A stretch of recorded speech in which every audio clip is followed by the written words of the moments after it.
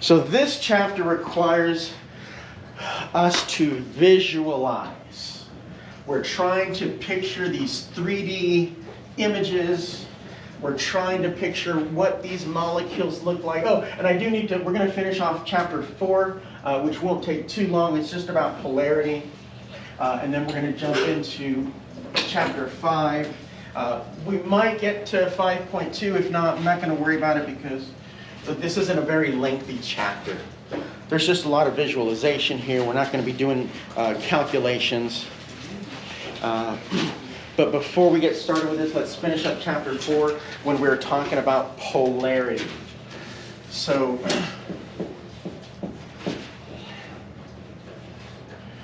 I think this is a good one. We'll do water's also a good one. We'll do ammonia, that's another good one. And we'll do carbon.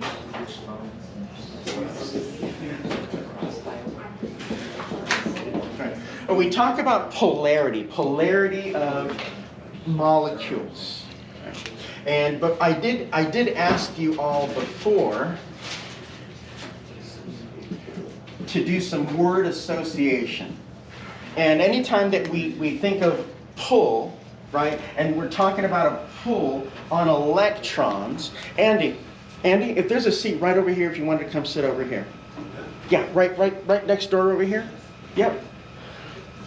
Anytime that we view the word, or we see any electrons being pulled, I want you to associate that word with polarity. And we're going to, make a short jump and polarity, polar, because electrons are being pulled. Now, since chlorine is more electronegative than hydrogen, chlorine has a stronger pull on the electrons, because we went to the periodic table before, and the periodic table, we're looking at fluorine being the most electronegative, and then any element near fluorine is also very electronegative, and if it's more electronegative, it's going to pull on those electrons. So these electrons spend more time around chlorine than they do around hydrogen, making chlorine partially negative and the hydrogen partially positive. But this bond here, are the electrons being pulled? So the electrons, because chlorine is closer to fluorine, these electrons spend a little more time over here than they do here. So are the electrons being pulled from one end to the other? Yeah. So if the electron's being pulled, then it's this bond is a polar bond. Which one of these is closer to fluorine? The oxygen. So these electrons here are being pulled in this direction, and these are being pulled in this direction. And this also causes polarity. So this bond, is this bond polar or non-polar? Polar. What about this bond over here? It's also polar. So here, nitrogen, these are being pulled this way, these are being pulled this way, these are being pulled this way. Is this a polar bond? Polar bond? Yeah.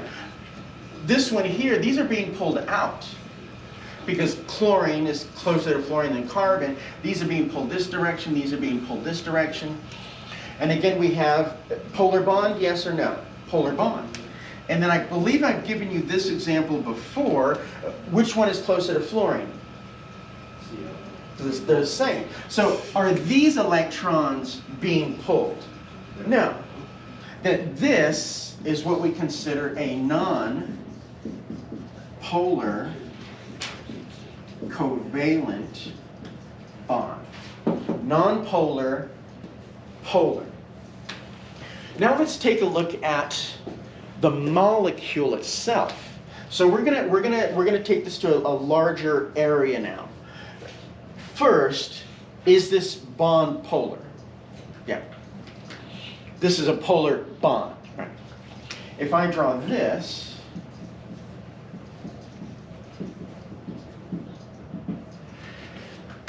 Is this bond polar? Yeah. Oxygen's closer to fluorine than carbon. Yes. This bond is polar. How about this one up here? Yeah. This one down here? Yes. Yeah. This one up here? Yeah. So these are polar bonds, correct?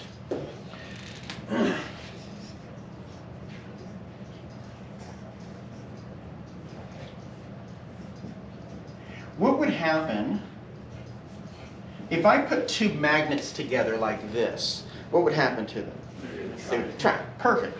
And if I turn the magnets around, then what would happen?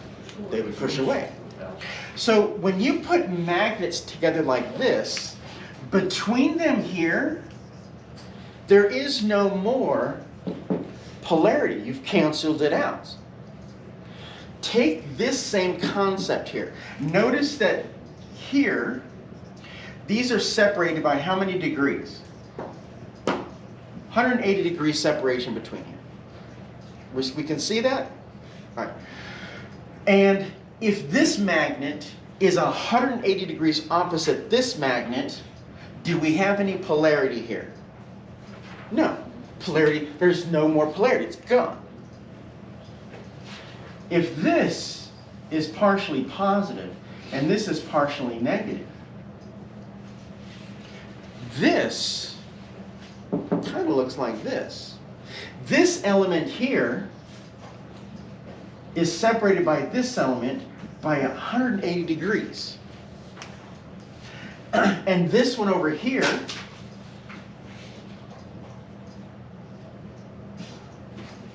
separated by 180 degrees, right? So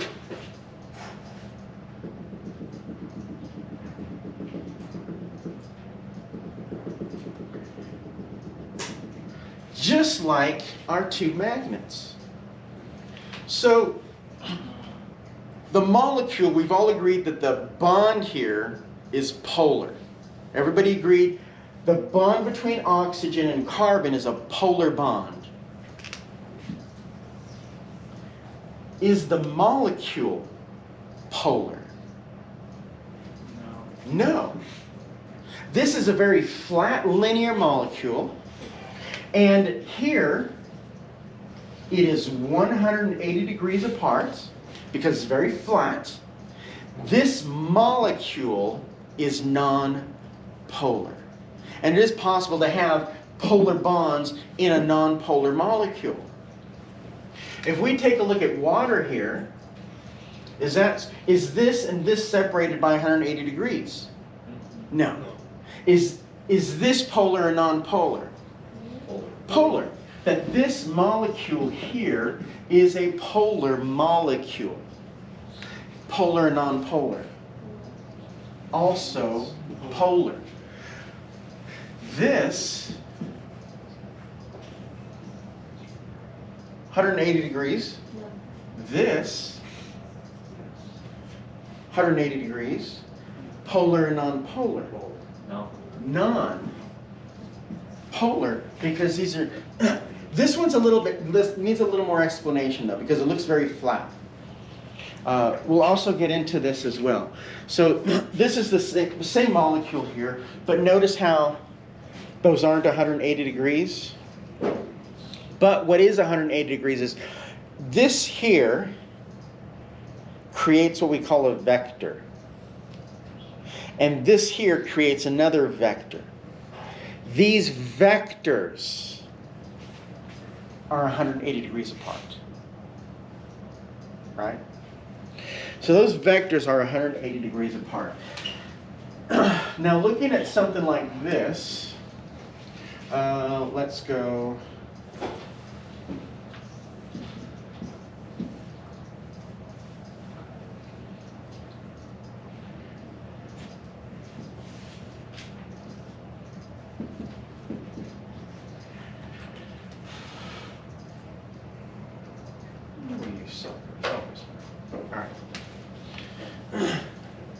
Non-polar molecule. But here,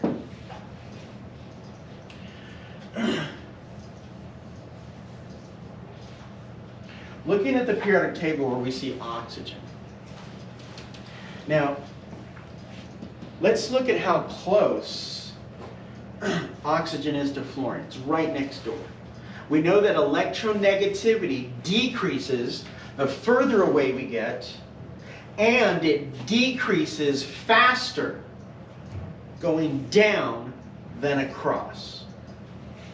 Which one is more electronegative, oxygen or sulfur? Oxygen. Oxygen is more electronegative than sulfur is. So, which one has a, between these electrons and these electrons, which one of them is pulling? Does oxygen have a stronger pull on these electrons, or does sulfur have a stronger pull on these electrons? Oxygen. Oxygen has a stronger pull on the double bonded electrons. So here, I'm going to use these arrows here. These arrows here indicate what we call a dipole moment. Because there's two polarities here. This is a pole, this is a pole, and the dipole moment meets right here because these elements are exactly the same. The dipole moment here, I'm going to...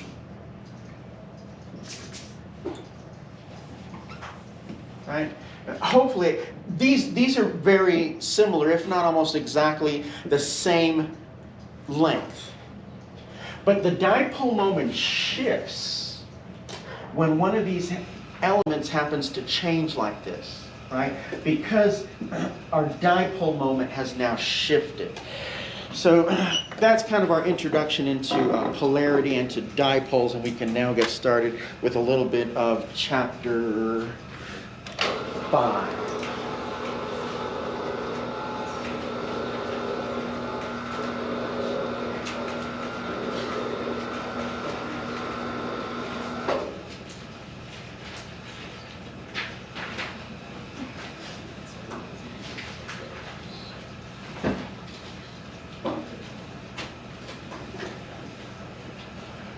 Valence bond theory is what we're going to be taking a look at.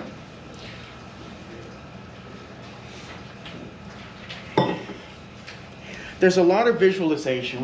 We'll finish all of this by the end of the week today, by Wednesday. But let's start with valence bond theory. All right? So developed by Linus Pauling, where electrons sit inside of these orbitals. Hydrogen, one valence electron. It's in the 1s orbital. This hydrogen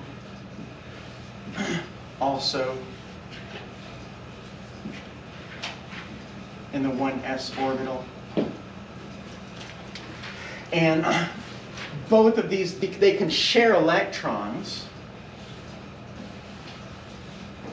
They can share electrons here by placing those electrons in the same orbital. And this is how we understand this bonding to occur. But there is some overlapping. So we'll see a better figure of it. But for this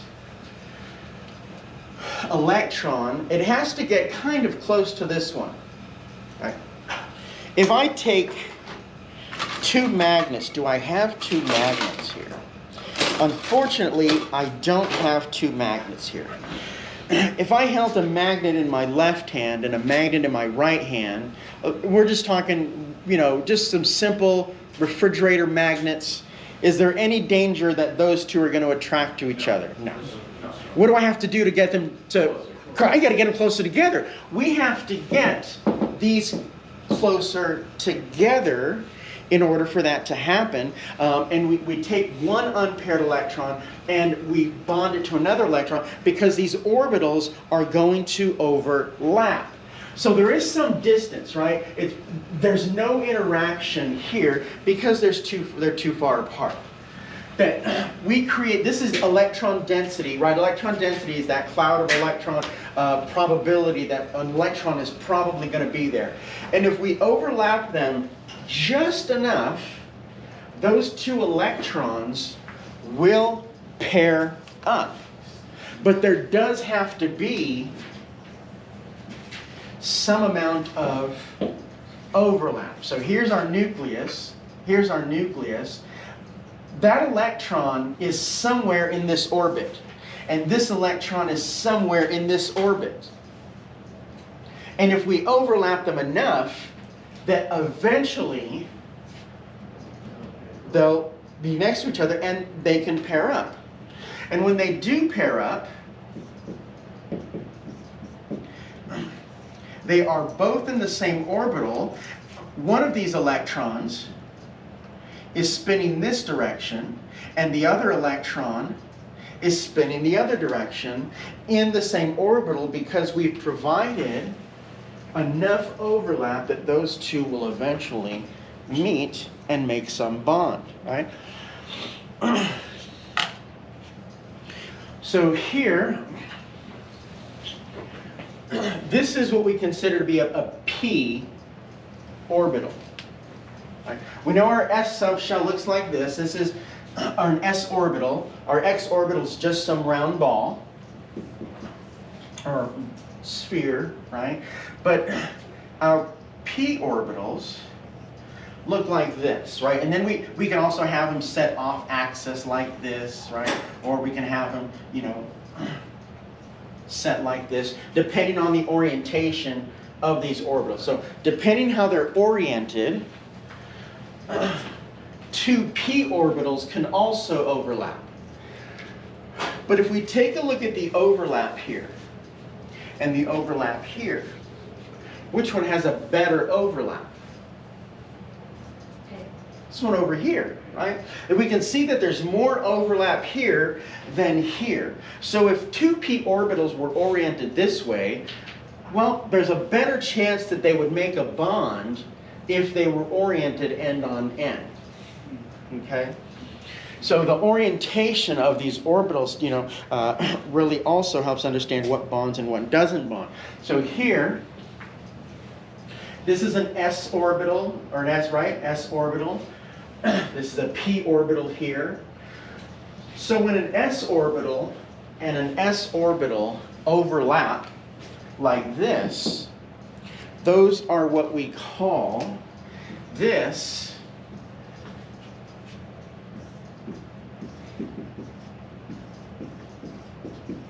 is a sigma bond.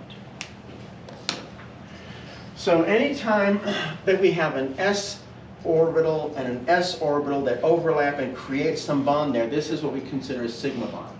And then this over here is also considered a sigma bond, right? So this is an s orbital and a p orbital, and when they overlap also creates a sigma bond. And this is also considered a sigma bond when they are end on end. This isn't the only way that they can bond. If I have one bonded this way, or oriented this way, and I put another, let me redraw this here.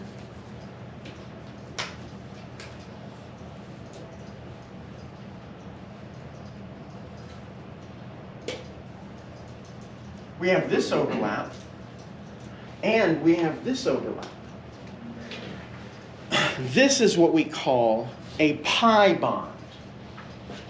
So when we have two orbitals that overlap upright like this, this is considered a pi bond. So sigma bond, this is a pi bond. So I have two types of bonds there. We're talking about valence bond theory, are sigma bonds, and then what we consider to be pi bonds. Sigma bonds are always made first.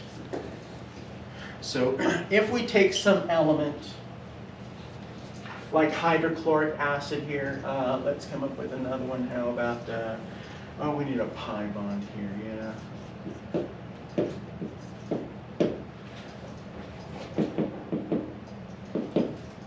That this would be considered a sigma bond. Sigma bond. When we create this bond here, that is a sigma bond. There are no pi bonds. It's just one bond. And then we get into double and triple bonds. Sigma bonds are made first, and then the pi bonds are created. So here in this double bond here, one of these bonds here is a pi bond, and the other one, the sigma bond's made first, and then we get the pi bond after that. So in a triple bond, we have one sigma bond but two pi bonds. The sigma one's always made first. So we're not going to get three pi bonds here because it's a triple bond.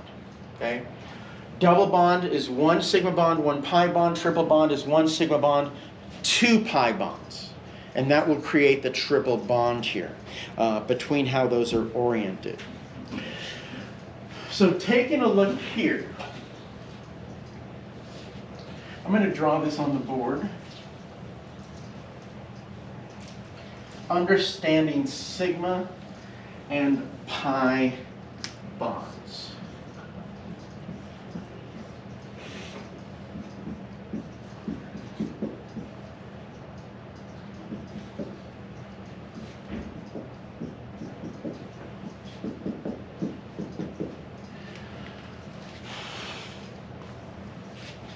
The bond from carbon to hydrogen is sigma or pi bond.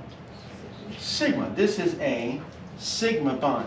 So how many sigma bonds do you see in the structure?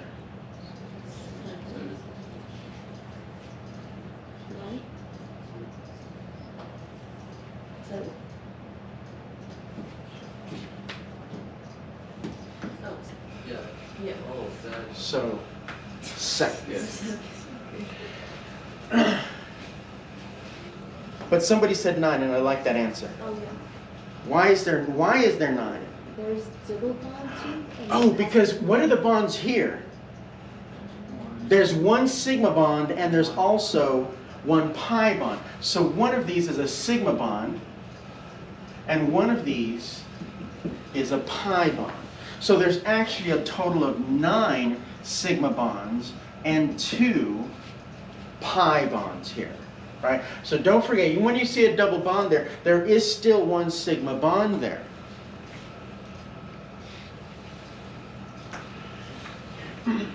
Pi bond or sigma bond?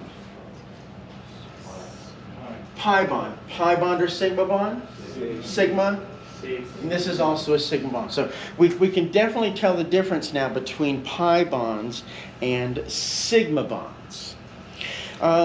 We can get started with hybrid. You know what? No, let's...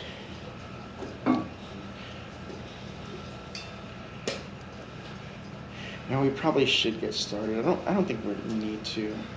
Let me check here. No, we can get started with these here. I got about 5 minutes. Hybridized orbitals. So we do see overlap. And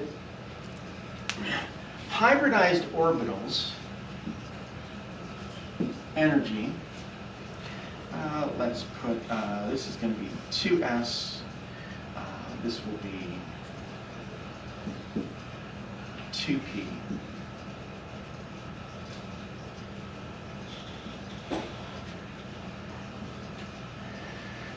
When we talk about hybridized orbitals, is this orbital doesn't have to stay there when we're talking about hybridized orbitals. Is we can get this electron here,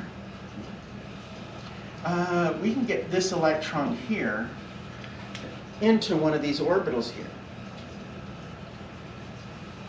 So we talk about hybridized orbitals. When we take a look at some of these molecules,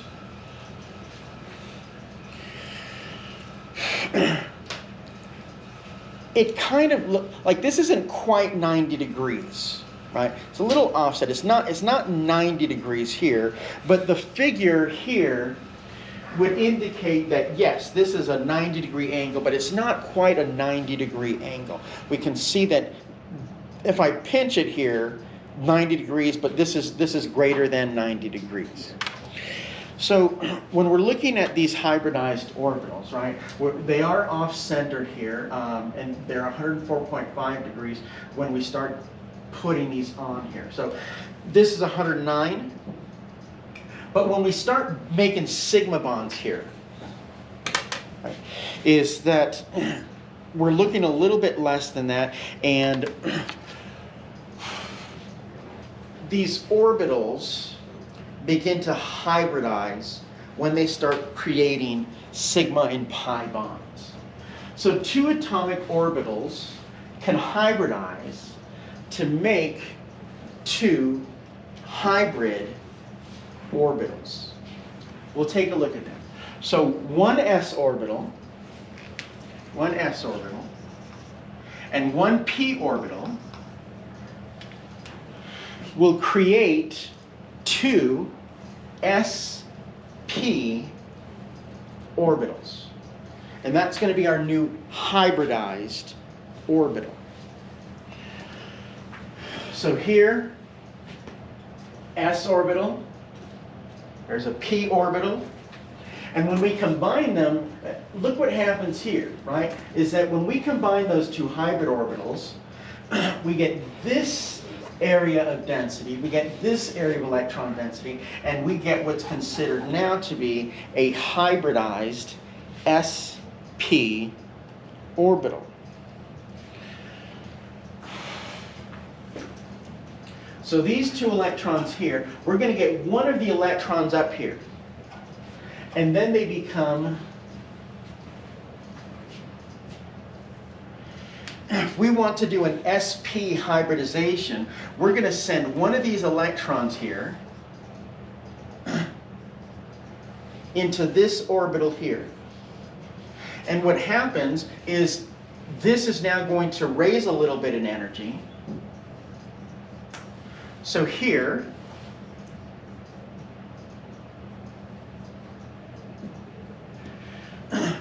this now, because they're hybridizing, this becomes an sp orbital. And this becomes an sp orbital. These are still 2p. We're not creating more orbitals.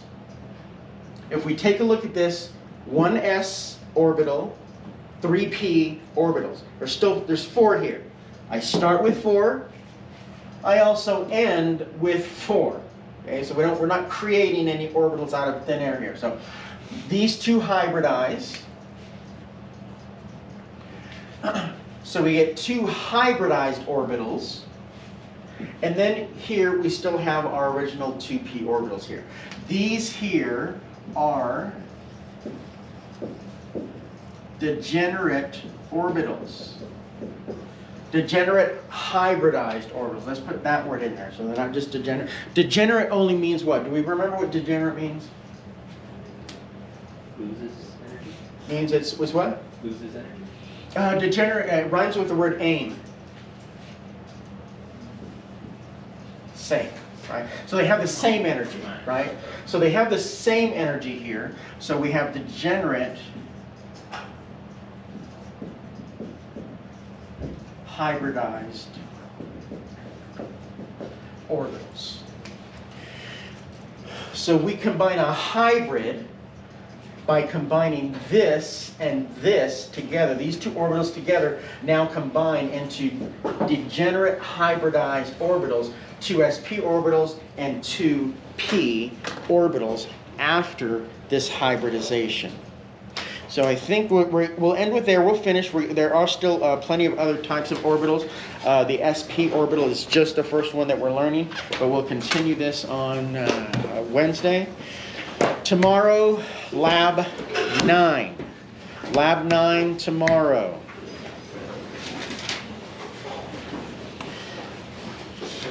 Lab 9 is a dry lab? Lab 9 is a dry lab, correct.